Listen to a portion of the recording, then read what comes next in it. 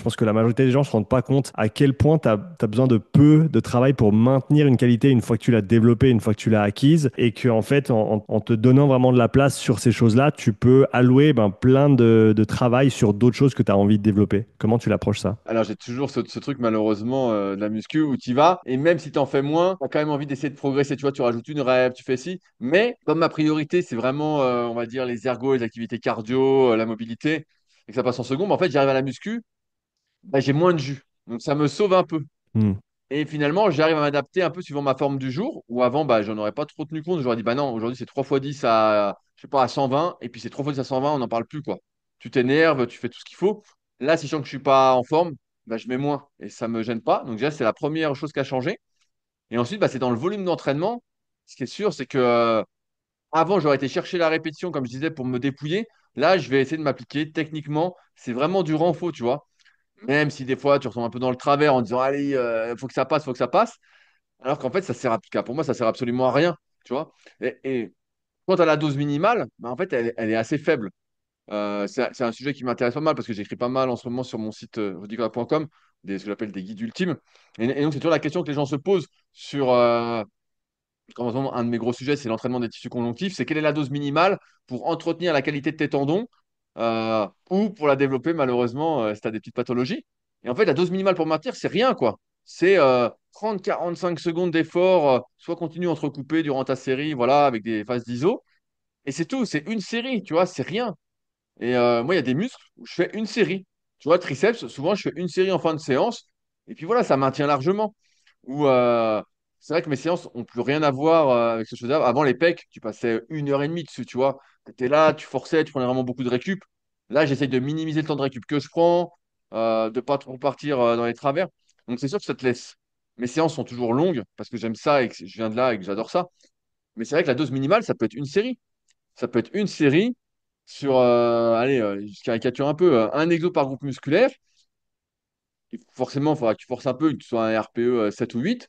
Mais je pense que ça maintient largement ta force, en fait. Largement, largement.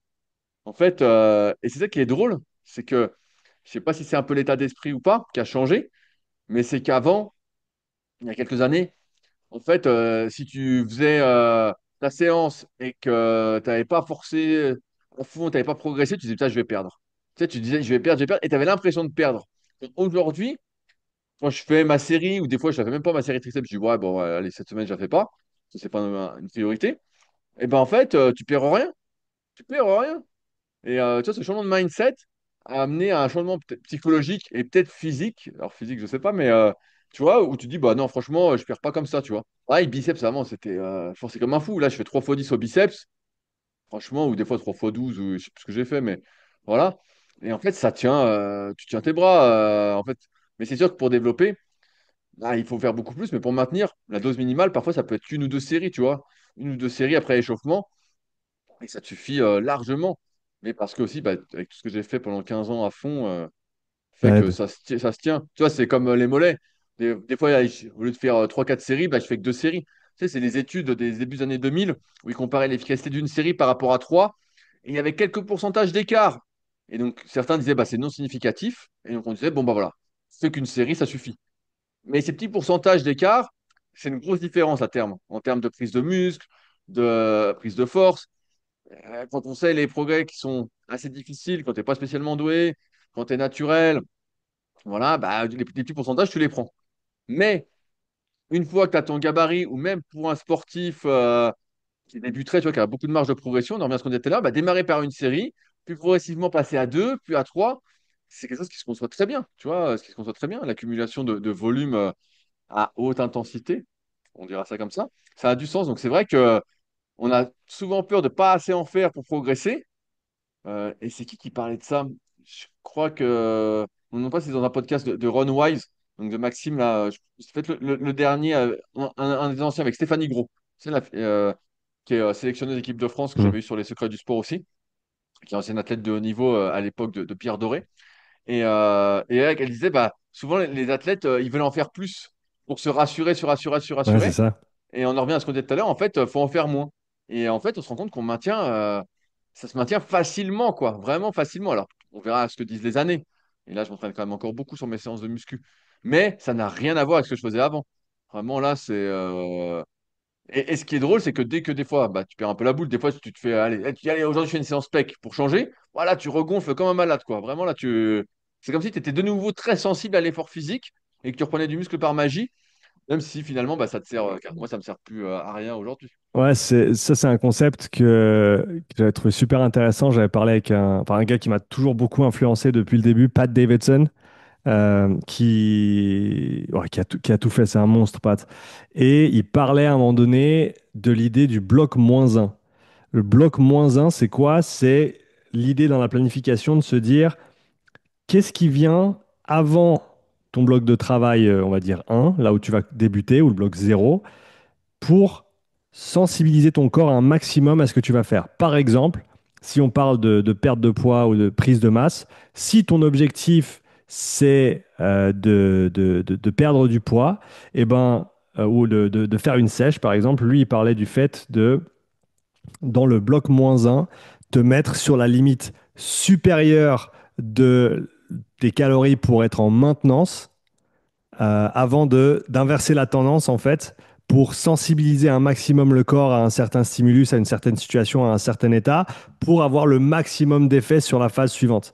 Et donc oui, le désentraînement volontaire, eh ben, ça fait partie de la resensibilisation du corps. D'ailleurs, c'est d'où l'importance, si on parle de planification et de compétition, l'importance de cette période de transition post-compète où tu te désentraînes entre guillemets volontairement. Là, Claudia, elle a fait les games il y a 2 semaines.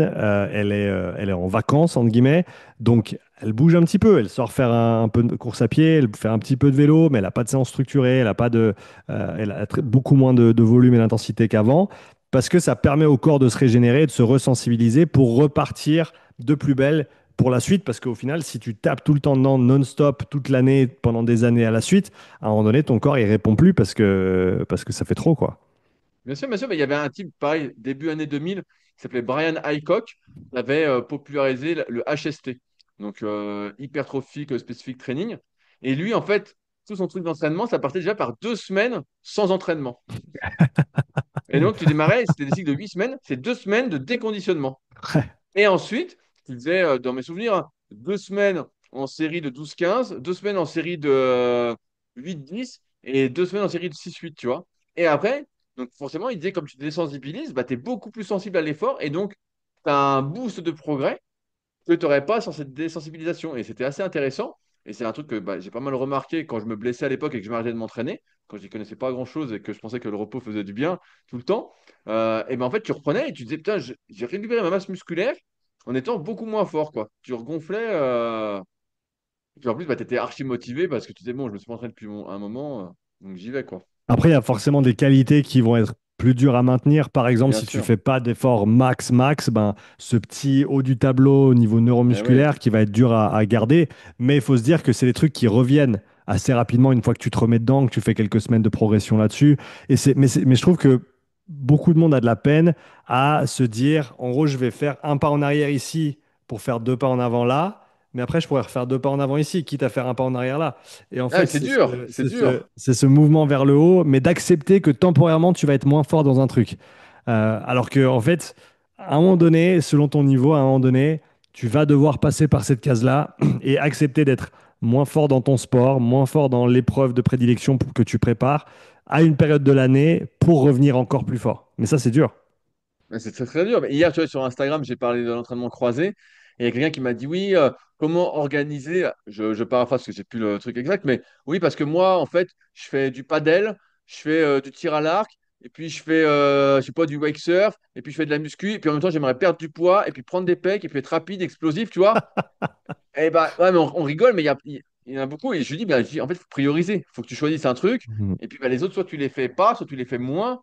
Et puis, tu vois. Mais en fait, ça, c'est plus facile à faire quand tu as un objectif de compétition. Parce que tu as une date précise. Ouais. Voilà, tu te dis, voilà, il faut que je sois prêt là. Donc, je vais prioriser. Je referai ça plus tard. Nanana.